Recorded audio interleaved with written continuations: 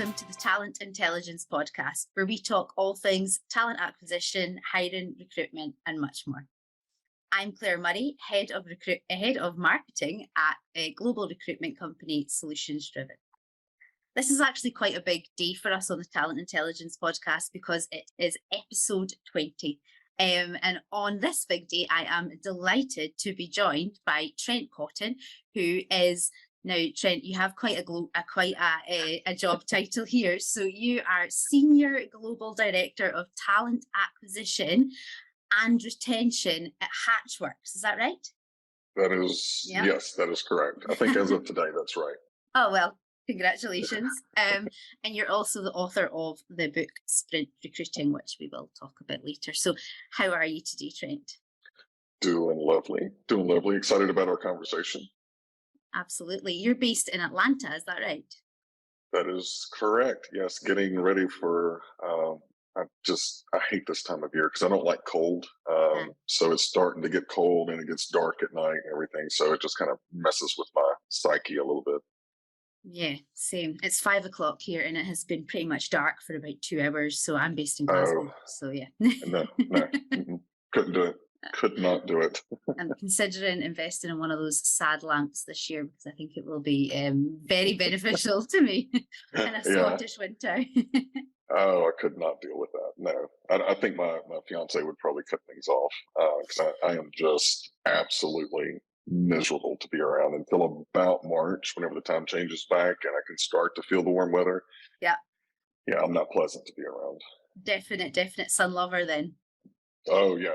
I'm a water sign. I was born in July, so give me water and sun, and that is my ultimate happy place. Yeah.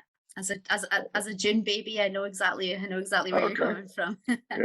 Yes, absolutely. Yeah, my daughter's a gymnast too. Yeah. Great. Well, listen, let's jump right in. So, Trent, you have a pretty interesting CV and background, and you've written your book about recruiting. Really good to just get in your own words a bit about your career, your background, how you've came to be in the kind of professional environment you're in just now. Okay. So my background's a little bit different because I had to work and put myself through school. So the age of 19, I started working in banking. Did that all throughout college, and even whenever I graduated, continued in banking and thought that was going to be kind of the trajectory that I wanted to go. I was a corporate banker, business banker, private wealth. I did all kinds of different lending, and I worked a lot with recruiting, but I hated HR and I hated recruiting because, I'd have an open position as a sales leader and they would send me these people and go, did you look at the job description that I had to write to say these are the minimum qualifications? If they spell sales, that is not one of the minimum qualifications. I mean, I need them to be able to meet some of this. So I was constantly having to kind of recruit and keep my own pipeline and just send it over to HR. And my daughter was about a year and a half. And I said, you know what? A loan's a loan. I've done property loans. I've done medical practice loans. I've done church loans. I just kind of want something a little bit different. So I took a contractor job as a recruiter working for a bank and spent probably the first 6 months being, I'm using air quotes, trained by air quotes again, recruiters that work for the bank, who I think their mission in life was to just get me to get out because they're like, you'll never make it. And I learned maybe 6 or 7 months in, one time just talking to a hiring manager, I was asking questions because they were kind of in the same unit that I used to work in. So I was asking about the portfolio, what's the runoff, what's this, what's that, because it was helping me kind of determine what type of person I needed to go find from a commercial banking standpoint. And I remember the leader going, I've never been asked these kind of questions by HR. And it was in that moment that I said, you know what? I have something that none of these other punks have. I know business. I don't know HR, but I know business and I know how to go and leverage that to find the right talent. So fast forward 19 years, I'm still in it, love it. And I've seen the industry kind of turn over the last, definitely the last 8 years, hyper in the last 2 years, just because of the pandemic and everything else. So I think, that's kind of what got me stuck is it's constantly changing. So it's never like, hey, I've mastered this. It's, I've mastered this. Oh, wait, now there's something else to learn. And I like that. absolutely. Your story sounds quite a lot like our COO Walters. He was like an executive for, you know, companies like Motorola and like big kind of manufacturing companies, and he hated recruiters. He Yes. always he said I the only reason, partly he said the only reason, you know, I got into this was just to prove that I could do it better than the people who were Same. doing it. So yeah, you guys sound Same. quite similar on that. Yeah. Well, and I always tell the kind of the adage that my grandmother growing up, she said, if you don't like something, go fix it. Yeah. Don't complain about it. And so that was kind of the initial, I guess the initial thought for me was like, let me just see if I can go in there and change it up a little bit. And what's funny though is that the 4 people that were training me for those 6 months, a year later they were reporting to me because I had a better relationship with the executive. And was able to recruit. You know, like at the end of the day, recruiting is just sales. Managing a pipeline, you're a brand ambassador, closing the deals, managing 2 sides of the deal. That kind of stuff was, I mean, that's all I've known since I was 19. So making that transition into recruiting, you know, that was something that I brought back over, and it's been incredibly successful for me as an individual contributor, recruiter, but then also as a leader, helping recruiters understand that this is kind of one of the core concepts of success within recruiting. Yeah, is learning how to take on sales techniques and use them in Yes. recruiting. Yeah, it's all about engaging with people and you know, meeting them on their level as well, which is so much of what sales Yeah. is about. Yeah. Finding the 100%. right person at the right time for the right role and being patient. Yeah, absolutely. So I think actually my second question you might have slightly answered in the first one, because I was going to ask you. I read on your site that you said you'd spent a couple of years in HR and then you found your voice. Hmm. And as I say, I think you've maybe answered that a little bit, but what did that voice look like? How did you put yourself forward? How did you show that you were the you know the expert in this? The thing that I learned, so let me kind of backtrack with a little story. Yeah. I was trained, God, I was 21. I was just pumped too. I was learning commercial lending. So I was like one of the youngest people doing it. I hadn't even graduated college yet, but I was minoring in, I think at the time I was majoring in finance.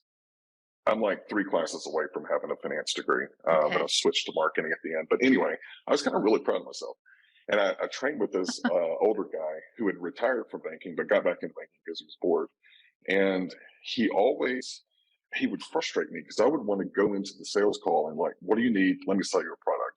And he would just take his sweet time. We would do a tour of the facility, but he always asked this one question. I call it the Genesis question. And so I adopted it whenever I became you know, a calling officer or lender or whatever, especially working with businesses. I would always ask them, how in the hell did you get this idea? Like, what made you wake up one day and say, I'm going to create a company that does this? Yeah. And to me, it was fascinating because one, especially if it was a prospect that kind of got them off the fact that this was a sales call. But Mm-hmm. as they started telling their story, I learned more about them. I learned more about the business. And in my mind, I was connecting them to the different products. And like I'd walk out of there with a sales plan, but the client didn't know it because I was truly interested. I take that same approach whenever I'm going into a job. Mm-hmm. You know, if I am sitting down with the hiring manager, I would always say, paint me a picture. What does a successful candidate look like in this role and why? And it gets outside of the job description. It gets outside of the minimum qualifications. And it really kind of, for me, it gives me a caricature that as I'm talking to candidates, I go, that person meets this caricature. And I can hand that over to the manager and they're like, whoa, I didn't know these kind of people exist. I'm like, I didn't either, but I'm so glad that you know, took the time to really do an onboarding. Yeah. And that was over time, whether it was handling HR issues or it was handling, you know, new opportunities or doing any kind of reorganization from my consulting days. It was always walk me through what's your end goal and let's reverse engineer and get back to where we are today and come up with a plan. And that is typical business consulting, but I just use it with talent as my commodity. Yeah. Fantastic. You also said on your site that you hated HR and you know the minute you got into it you hated it and you immediately wanted to change it, which obviously you went in and did. But what were the first things that you changed? What were the things that you hated most, and they were your biggest priorities that you were like, I need to do something about this? So my first book was The Seven Deadly Sins of HR, and it came from answering that very question. Hmm. I think one of the things that frustrated me the most, both as a client of HR and being within HR, trying to change it, was processes over people. For the life of me, I could not understand how an organization whose first word was human devalued the human in everything that they did. You got to fill out this paperwork in order to get this, or you got to do this in order to do that. And I remember one time I was consulting a company, and there was some kind of issue with the payroll or something like that. That they forgot to do something, and they're like, "Well, we'll just pay the people on Monday." And I kind of waited for the executives in the room to say, "No, we're not going to do that." And all of them just kind of shook their head, and I said, "Time out. Why in the hell would you do that? There are people that are expecting that money on a Friday. This is impacting their lives. You made the mistake." I said, my job as your advisor is cut as many physical checks as you need to make sure that those people are paid on Friday and they don't have to wait over the weekend. And like the people in the HR was just like, well, that's outside of our process. And I'm like, screw the process, put the human first. So that was probably the thing. If you can imagine me being Rumpelstiltskin in HR, that was usually the time that I started just, dancing into the floor. Yeah. I think that was probably the biggest one. The other thing is just bringing that business consultative mindset and saying, okay, I own the talent, Hmm. and talent pulls revenue. Yeah. It pulls the levers in revenue and it mitigates the risk. So business leaders, let's kind of talk the same language, and let's Hmm. figure out what are your goals, and then how is talent going to help you get there or prevent you from getting there. We need to handle both sides of that. Those That's are in probably your the top two two. Yeah. biggest. Mhm. Your human point is very interesting. I don't know how it's seen in the US. Obviously, I'm in the UK, but I think over here, HR is very much seen as a kind of robotic Yes. face of the company. They deliver the things that come from above. And HR doesn't work for the employees, it works for the business, which is Mhm. obviously something that you very much came in that scenario that you painted there, and you changed. Well, and the other thing too is that I've found, and it's gotten a little bit better. There are still some organizations that I'll consult and I go, oh God, here we go again. People get into HR because there's a control aspect of it. There's a fear that, oh, HR is in the room. Versus me, I'm like, yeah, I'm in HR, but just understand, I'm going to cuss like a sailor. If you're drinking, I'm going to drink too, and I'll probably put you under the table. Let's kind of break down that wall. There are some in HR that love being that Wizard of Oz, the voice behind the curtain. Hmm. My challenge to HR is get out from behind that curtain, get out from that ivory tower, and be like shoulder to shoulder with your business leaders and help them quickly solve problems. And if you do that, one, you're going to learn so much about the business unit, about the needs in HR, and how you can help transform the business. And then two, I always find that it makes HR more interesting and it makes it tolerable. There's processes that we have to follow. There's compliance stuff that it's part of the job. The real fun is getting in there and saying, okay, what are your goals and how can I, as your HR partner or your talent partner, help you achieve those goals? And then be able to celebrate with them at the end and say, look, we did this. Now Yeah. let's look forward. How are we going to crush it in 2023? Put in the human and human resources. Yeah, imagine that. Imagine that.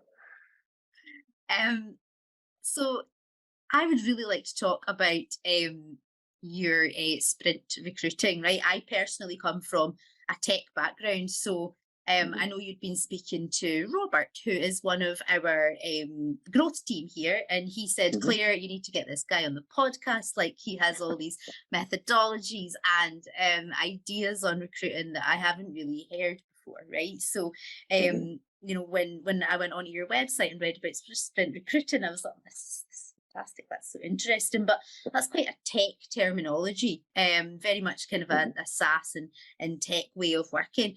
How did you, as a sales leader in financial services and then someone in HR, how did you get involved in sprint and agile and all of that?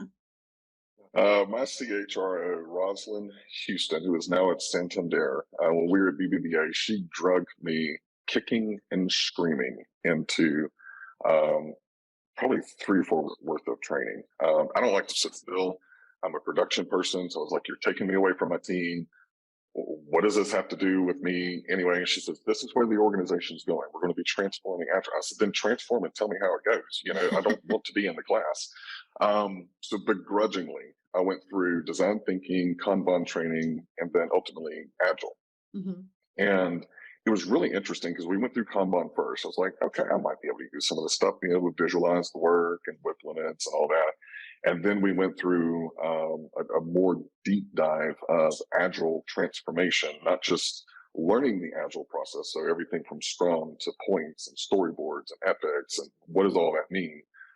We were doing it more from a client standpoint because our IT group was going through that Agile transformation. So they wanted us to be able to know the lingo, which was great. It was fascinating.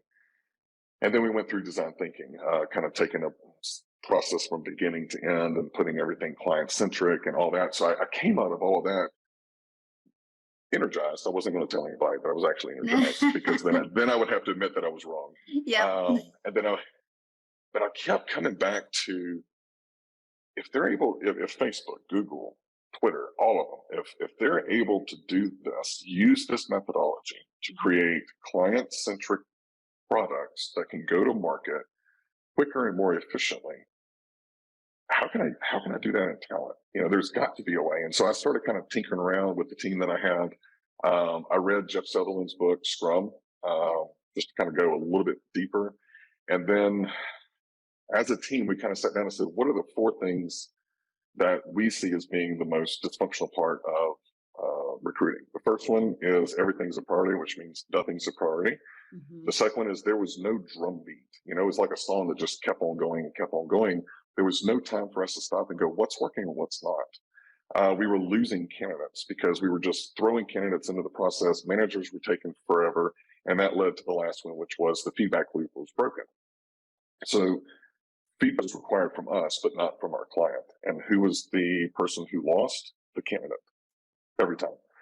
So I went through, being the data person that I am, and pulled out of our ATS, how long does it take from a candidate to get from the time they apply to the time they get some kind of decision, offer or not, for the group that I was handling?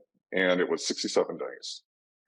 And it is one of the few times that I've ever done any kind of analysis where I'm looking at 2 bottlenecks that were on a bar chart that were just they were flaming hot red and obvious.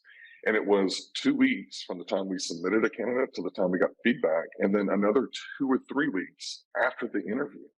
And I'm going, I'm getting hammered by my line of business, but they're the ones that are driving this. They're the issue, So it was like an aha moment. So we developed the 4 principles to counteract those dysfunctions. The first one is the sprint itself creates efficiency. So we create bookends. Over the next 2 weeks, what do we need to accomplish? The next step is we force the line of business to assign point values or a prioritization to the number of jobs that they want, that they have got to get filled in that 2 weeks. And then we establish whip limits for candidates. So once we reach a certain, let's just say 5 candidates in interview, we stop working on that position and work on the next one in priority. So that gives us that drum beat. And it also helps us be able to protect the candidate experience. And then finally, we put a feedback loop mandatory, 48 hours. I submit a candidate, 48 hours, you have to give me feedback. You interview a candidate, 48 hours, I have to be able to get feedback. And it started working. Within 3 sprints, I pulled the same data, and we had reduced it from 67 days to 27. Wow. And I ran the numbers 6 different ways. I was like, there's no way in hell that we did that. But just putting in those 4 principles, even while we were trying to test and see what worked, we were able to see some pretty significant growth in the number of candidates we were able to move on quickly, and then also to the candidate experience. So in my current position, it's, we are a technology solutions provider. What we do is we go out and we build technology products for our clients that drive revenue and customer engagement. And, we do nearshore and onshore. So we're recruiting both in the US and all throughout Latin America. Mm-hmm. It's really interesting how, especially now, the very last principle of feedback, we've started using that as a competitive edge with candidates. Jose or Claire or John Smith, I'm going to submit you over to the manager and I'll know in 48 hours if they're interested. If they're not interested, I'm going to get you with another client, but just give me 48 hours. And then the recruiters that actually manage to that, they retain their candidates. I mean, they've got a pipeline that they can just go and pluck. Mm. So probably second quarter, third quarter, started seeing this. Now we're on the offense going, hey, sales, we've got this number of candidates that have React and Node. Go sell some of those kind of deals because we can fill those quickly. Where before recruiting was very reactive. Yeah, like you're pulling it from their needs. Yes. How did you change the mindset then from taking 2 weeks to give you candidate feedback to making it 48 hours? How did you go about that? Get buy-in? Data. So in sprint recruiting, I'm a minor in statistics and finance, so I built a dashboard and we started tracking number of points assigned by our client, what did we attain, and then what was the time to fill in each different sprint. So they were able to see it sprint over sprint, and I even had it to where we could break it down to hiring manager. And I had to do that in a couple of instances where I pulled one division and I said, look over here, your time to fill is 27 days. Look over here, it's 45. And if I strip it down, there are 3 managers that are driving that 45. If I take them out, it's actually 32. So having that data to be able to sit down with the CIO at the time and give him a little bit of what I like to call shut up juice and get him to be my partner in helping us manage the hiring experience. That's what changed, is the data. And then creating that hiring partner to where we look at it as both of us, the executive and I, own that experience. And how do we motivate and hold our teams accountable to be able to bring that to fruition? It's funny listening to you because we do something similar here, right? But we don't call it sprint recruiting. I guess it's just maybe not a terminology that the teams use, but very much that like X happens on X date, this happens. We work on milestones and payments attached to milestones as well. So kind of keeps everything moving along as well. So data is another way that we have managed to kind of do that as well. The quicker that you get your candidates in, the more likely they are to stay engaged, the less likely they are to ghost you and disappear, take counter offers from their company. So and especially in this market, so we service a lot of clients, and there are some that may move a little bit slower. So if we've got a star candidate and it comes down to company A that tends to move about 2 or 3 weeks, or company B that we can get something in 7 days, I'm going to put them to company B every day. Because if you're an agency, or if your talent is one of the ways that you bring in revenue, I can recognize that revenue quicker by having the data to know which client has the need and is going to give me the feedback the quickest. That client benefits. We look fantastic, because they're like, wow, you're able to move quick. And then, my CEO likes it because we're able to recognize revenue quicker. So it all kind of works, but it all starts and ends with that data. And it's funny you say it's becoming more data led. I remember, it was 2011, 2012 or something. I was just a single producer on a team, but I kept all of my own metrics. And I remember the leader at the time was like, we're going to reduce, it was one of the tools that I was using because nobody's using it. And I had how many source hires I got from each different resource, broken down by month, broken down by salary band and revenue per FTE. I mean, I was granular. And I remember he said that, and we were in our team meeting, and it just kind of jumped out. I said, over my cold, dead body, because 32% of my hires come from that. So if I need to get my line of business to pay for it, then I'll do it. But you are not going to strip out a third of the most successful candidates I've been able to do because of that source. So, and it's just kind of funny that now people know that kind of stuff. But, early on, I was the weirdo. They're like, why do you have all these dashboards? And why Yeah. don't you just fill roles? I'm like, because I use the data to find ways that I can work smarter, because at the end of the day, I'm lazy. So data and technology enable me to be efficient so that way I can be lazy. So it's kind of a nice little balance I can maintain. And also you're a finance guy, so of course I you am a love finance data. guy. Yeah. Yeah. Love data. Yeah. I love the quote by William Deming that says, in God we trust, everyone else must bring data.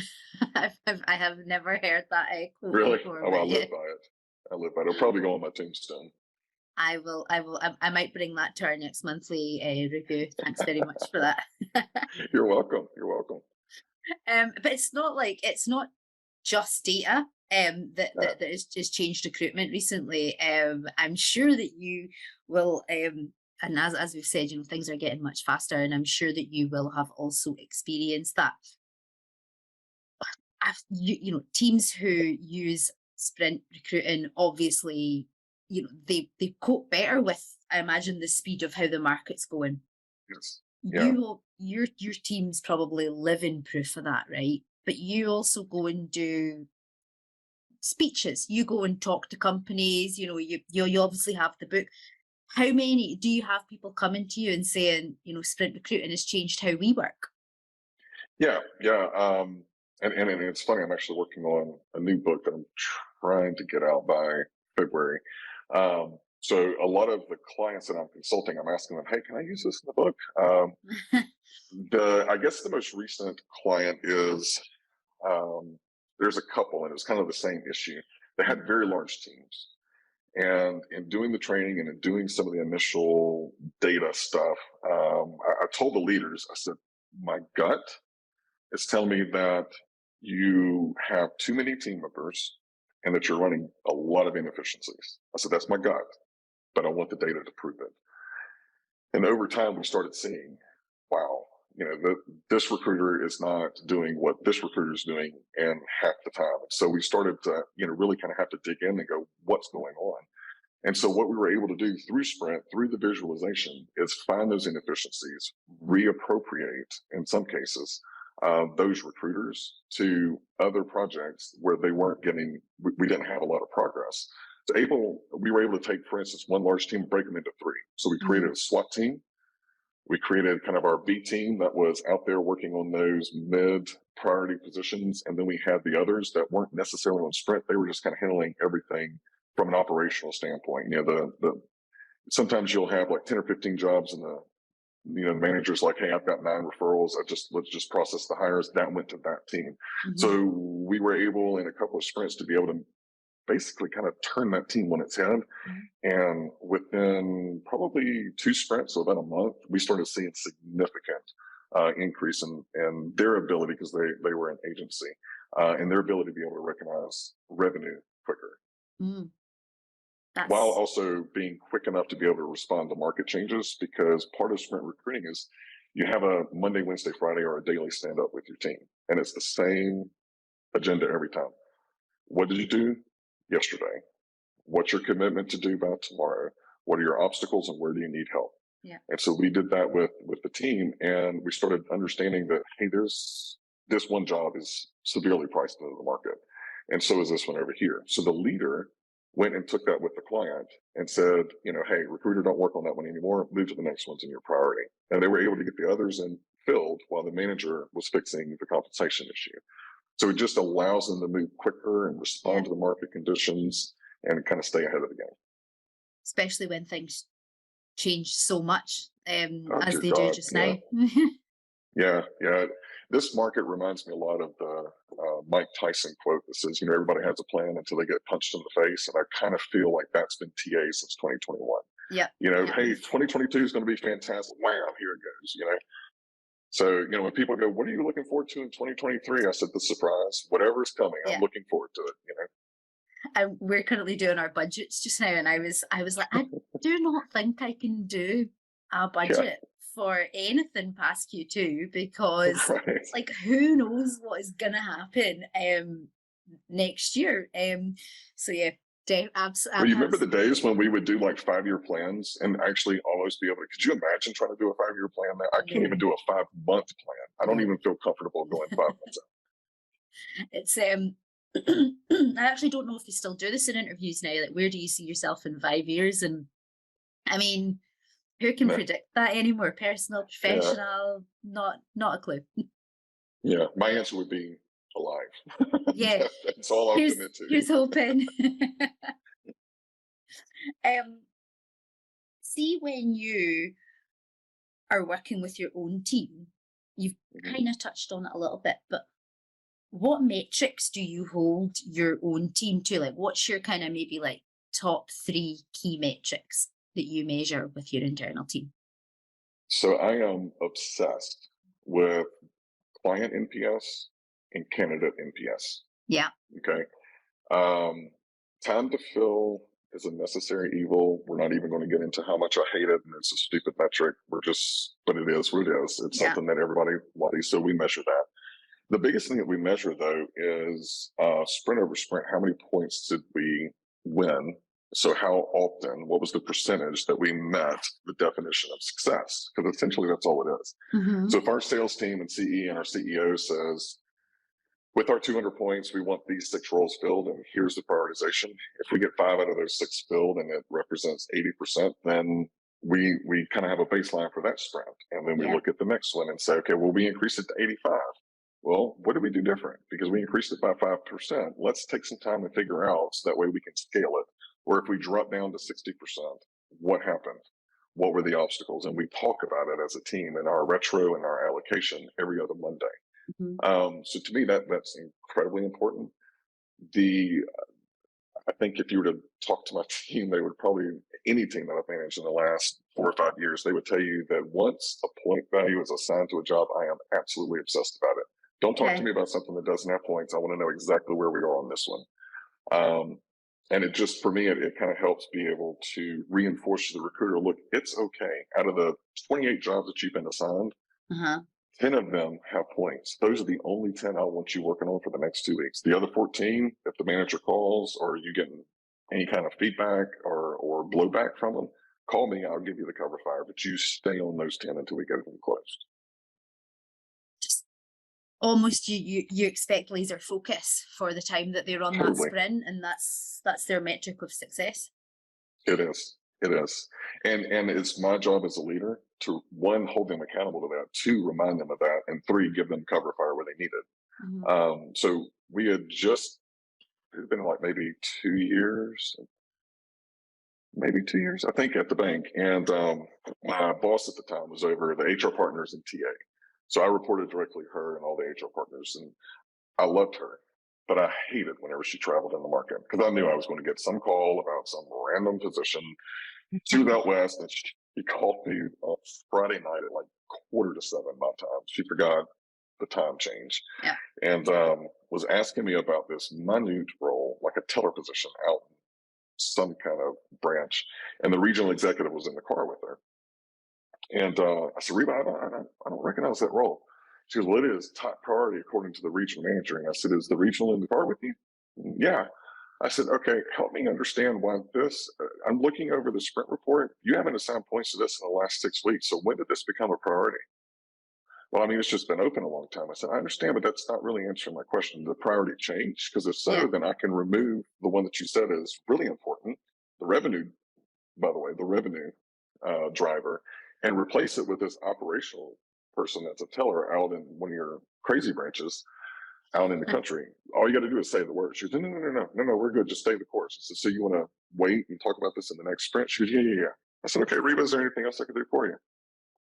So before that, it would have been me calling the recruiter and figuring out where are we and let's stop, drop, and get this teller role filled. Yeah. But by having this process, I level set and said, this is how you define success. What's changed? And then kind of help our client manage to their own definition of success. Mm-hmm. So it's changed my job and my view of what is important out of my role. It's changed it since 2017. I just don't even look at leading teams the way that I used to. Yeah. And you don't get bogged down in the little things anymore. No, which is good for my personality. anybody that's familiar with DISC, personality, I'm a 93 on DISC, which means I am just shy of being 100% of an a-hole, but I am very task driven. I want to make sure that we accomplish the task, and almost to an obsessive amount. But this enables me to be able to do that and hide behind the fact that metrics, we're doing metrics, but this is to me, this is where I find peace, and I find the balance to be able to be what I need to be for my team and also be what I need to be for my clients. Yeah. That's funny. You're talking about DISC. We're obsessed with DISC here. And the first time I ever had DISC done, I was like insulted when I first read it. And then as I read it again, I was like, I mean, it's all true, but yeah. Well, what's funny is with the one that I took it 45 days ago, and then we're doing a company retreat, and so I had to take it again. And I think the first time I took it, like a couple of months ago, I was like an 82 on D. And then I took it Monday and I'm at a 93. So I text my CEO. I said, I've become more of a jerk in the last 45 days. I said, I don't know if it's the company. I don't know if it's what's going on. But it makes sense because, as we're going into Q4, which Q4 is all about planning for 2023, I am laser focused on what do we need to do to close out the year strong, but then also what do we need to do to put ourselves to where we can come out swinging in Q1. So my brain is just like the personality side is off. I am deep into the analytics, deep into driving success. So it makes sense why I scored so high.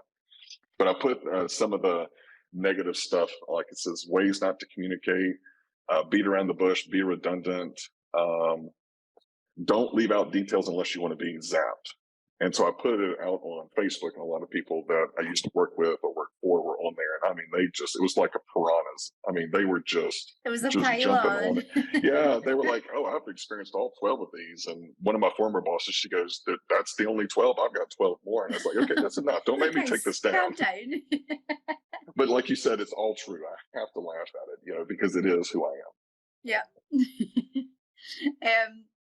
That actually leads nicely into you have spoken before about how recruiters often don't manage hiring managers' expectations. Now you've just given me an anecdote there of how you have done that, but how do you manage the expectations when you're doing your start of your sprint, right? So you say that when you're in your sprint, everyone has points.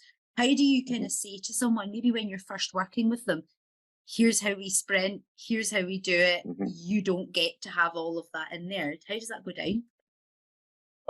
So let me go to whenever I was a practitioner, not necessarily working for, we're a company that also works sometimes as an agency. So at the bank, and at my previous role, it was, me working with like the division head and giving them a budget of points. So you have 500 points. I don't care how you spend them. You divvy it out among your directs and they can do whatever they want. Whenever they would call and say, hey, what about this role over here? I would just go back and pull up the report, share the screen with them. I was like, where is it on here? And it was always sorted with the points on the top in descending order. So, the 75 to the 50 to the 25, and then keep scrolling. I was like, oh, so this is one that wasn't, like we just had the meeting on Monday. What's changed in prioritization? And there is an option where they can do expedited, which means we throw 100 points on that one role, and basically recruiting stops until we hit our WIP limits on that one that's now an emergency. So it gives them the flexibility to be able to do that. I kid you not, every time in 3 different companies, I go, do you want to expedite this role? Yeah. I said, so you want me to stop all recruiting in your region, your department, or whatever, until we hit the WIPs on this one? It never fails. When's the next sprint start? When's the next part? Maybe I can wait. Maybe I'll just get the manager to do some sourcing while you guys continue on that. So that's kind of how I help them over time. It is a little bit of a mind bender, but data, if you can start proving 80% of the time that they assign points to a role, you're able to get it done in those 2 weeks. It starts establishing credibility in the process and the methodology, and you have fewer and fewer conversations like that. Usually the conversations happen on the client side with that recruiter getting involved. So, a line manager may go to their division president and go, I'm not getting any help in recruiting. The division president says, because we've got other priorities. So make your case as to why this one should be higher than some of the others in the region. All of that conversation I'm not involved in, my team's not involved in, we're not bogged down in it. It's happening at the business level. If anything changes, then they engage us. So it gives them empowerment and control, but it also gives us the ability to hold them accountable. It also seems like, and not to sound Gen Z, and obviously not Gen Z, but it seems like a really good way of setting boundaries professionally and not burning your team out either, because you have a way to, it's almost like a way to say no to people as well as to organize things. Yeah, no, it is. And early on, we had, I had a couple of recruiters I just loved, but it was like they just worked and worked. Yeah. And I kept telling them, you got to stop sometimes. You got to recharge. And I remember one Friday afternoon, it was like 1 o'clock. I was having a one-on-one with one of the recruiters, and she was about halfway through the sprint, and I think she was sitting at like 60% of her sprint, and she was going to spend the rest of the afternoon trying to do interviews, trying to do this, and she goes, "I'll probably work till 7." I said, "Nah." I said, "Actually, sitting 60% on day 5." I said, "You're really good, you know, and it looks like the way that the work is going, you're going to have everything set up that by Monday or Tuesday, you're just waiting on feedback, and you'll be able to get a jump on, you know, some of the roles that don't have points. So what I need for you to do is by 1:30, I need you to turn your computer off and go spend time with your daughter. Pick her up from school, take her, get ice cream. I don't care what it is. But I promise you, if I see you online, if I see your green dot, or if IT tells me that you signed in at 2:30, I will cut your access until Monday morning." And she didn't believe me because I cut her access at 2:31. But she came back and she was so refreshed. You know, she's like, "That's the first time I've been able to pick up my daughter in such and such time." And I basically said, "Look, going forward on a Friday afternoon, if you're at a point where you're like, I can't do anything else, I'm waiting on my managers, take the day. You've accomplished what we paid you to do. Go enjoy the time." And it was like a big aha for her. That it was like it's okay to leave. So yes, to your point, it helps us be able to make sure that the recruiters aren't burnt out, and it gives them something to feel like, hey, I won. You know, I got 95% of my sprint, or I got my 100-point closed. And we celebrate those little micro events as a team.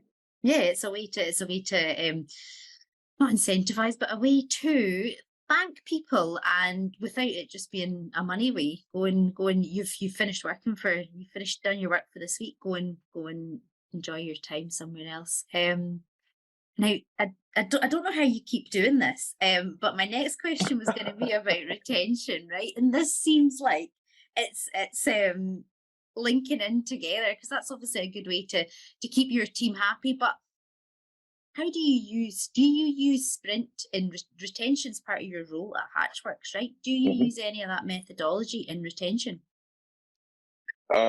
Yes. So if we are looking at, let's say we're looking at the data and we see a trend that's affecting our retention, we'll handle it in a sprint, like, you know, the analysis, the data, the meeting, and, you know, all of that other kind of stuff, and hopefully have some kind of an MVP of not a product, but like a minimal viable process or idea that we want to start working on in the next sprint. So I do, even in my personal life, things are on a sprint. Like I do personal training. I've got a personal trainer that I have to send pictures in every 2 weeks and like tell her how my eating plan. So everything in my life is on every 2 weeks.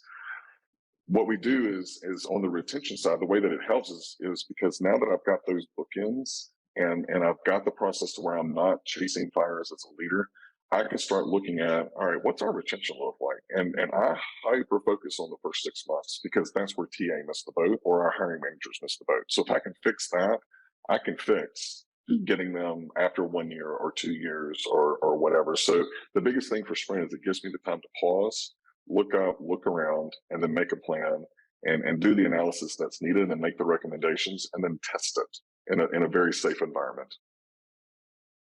And a personal question: do your personal and professional sprints, do they all line up? So do you just have Everything like an lines up. end date? Everything lines up. Everything. Actually, no, I take that back. Everything lines up except for my like my training stuff, my meal plan and my check-ins and everything. I do that on the opposite Friday, um, just because there's a lot involved. Like I've got to write, like an update as to how closely did I follow the meal plan? Did I do my cardio? How was my gym experience? All that other kind of stuff. And it's really interesting because my trainer doesn't know. I was like, sweetheart, you're doing a retro. I mean, you're asking me to do a retro so that Yeah. way you can plan and allocate my next 2 weeks. I said, you're doing agile methodology, Like, whether you realize it or let me not. talk to you about Yeah. about Yeah. agile. Yeah, but what's interesting though is that for me, I like it because I have to take the pictures, but I'm able to go back and look sprint over sprint. So, for instance, 2 sprints ago, like something changed. Like I don't know, I was starting to retain water or whatever it was because my pictures didn't look like the sprint before, Mhm. and I didn't like that. So, I worked with the trainer. I said, I think we need to tweak this, tweak that. Let's cut the carbs down over here. And, we had that conversation. And then 2 weeks later, I did the next check in and it was like, okay, that worked. So Yeah. this sprint, I'm like hyper focused on now let's take that and scale it. But it's also nice to do this personally, but also professionally, looking at our sprints and saying, okay, we're now producing at 80%. When we first started this in March, we were hitting 20%. Mm. Team, that's fantastic. You've established a new baseline. Same thing on the personal side. I can go back and look at where I was in April versus now and go, I'm not where I want to be, but I've made some significant damn progress. And I think in recruiting, that's something that we miss. It's just constant go, go, go, go. We don't take the time to celebrate and go, we've made progress. And we don't tell our own story. Now with Sprint, data tells the story for TA, and anyone that wants to refute it, they better bring data. Mm. Prove me wrong. Definite finance guy, yeah. Yeah, that sounded a little cocky, but it's just I think No, with I a get lot you. of the TA, I well, meant a I lot meant of the data, not the the data, not the yeah, the data. confidence. Well, both, both kind of go in there. But I think that is something that a lot of TA organizations miss. And actually, 3 clients that I consulted this week, I said, you're letting your client tell the story of what TA is doing. You're not using the data to tell your own story. We've got to switch that narrative. And once you start doing that and start addressing the issues, it strengthens the relationship with your clients. Fantastic. Um, this has been very interesting. I am going to go and make our team buy your book because it's been a Oh, thank you. fantastic chat. Really enjoyed this. You said you're writing another book. You I gave us a am. little teaser on that. Can you expand on that a little bit? Absolutely. So it's going. I'm trying to stay away from the title "Talent War" or "War for Talent." One, because it's kind of burnt out and it's old. The other is I have a very special place in my heart for veterans, and I don't want to diminish what they actually experience, whether it's battle or war or whatever. But Yeah. essentially, coming up with I'm a nerd. I'm a history nerd. So I'm taking some of the greatest generals and the greatest battles in history, telling the story, but then also talking about how that applies to TA. So just like a little teaser, as an example, one of the titles of the chapter is called Burn the Ships, and it's about change management. And it tells the story about Alexander the Great whenever he landed on the shores of Persia. Yeah. He burned the ships. And I remember reading that one of his generals says, how are we going to get home? He goes, on Persian ships. Like he eliminated any kind of exit. And out of that, they had to be innovative in order to be able to attack and win their against their enemy. And the same applies in sometimes it's like, let's try this new thing. And especially whenever I'm working with groups about sprint recruiting, it's let's try this, but you guys kind of continue to do your own little thing. And sometimes you just have to eliminate that exit in order for the change to truly take hold. And for me, looking at recession, if you look at 2008 recession, look at how many companies sprouted as a result of that. Innovation comes from your back being against the wall. So that's kind of the storyline that I try to take, and then I pull in, a business that their backs were against the wall and they had to implement change. What do they do? But I'm also bringing in different TA leaders in each different chapter to kind of tell their story about how they use the principles. So it's been fun. It's been a lot of fun reconnecting with people that I've consulted or kind of talked with on panels, and I remember something that they said. I'm like, hey, can we kind of chat and unpack that. So my goal is that it's not just a history thing or a battle thing, but it's something that someone can, as a TA leader or even a recruiter, can go and say, "Here's how it happened in history. Here's what the principle means to me in TA. Here's a business that did it, and here's a TA person that did it." And then the call to action is, "How are you going to do it? Yeah. What's going to be your story?" So that's kind of where I am right now. We're about 300 pages, I think. So I'm trying to figure out, okay, what's too long and what's too short, but You I could go love this for, stuff. So yeah. totally.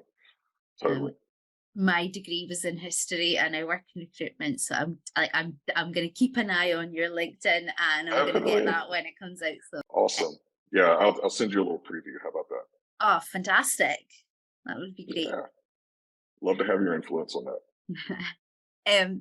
Trent, I think we've went well over time. I think I said about 30 minutes, 40 minutes, and we're now at an hour. But it's all been fantastic. Thank you very much for coming on today. Thoroughly enjoyed it. Thank you so much for inviting me. Great. Bye-bye.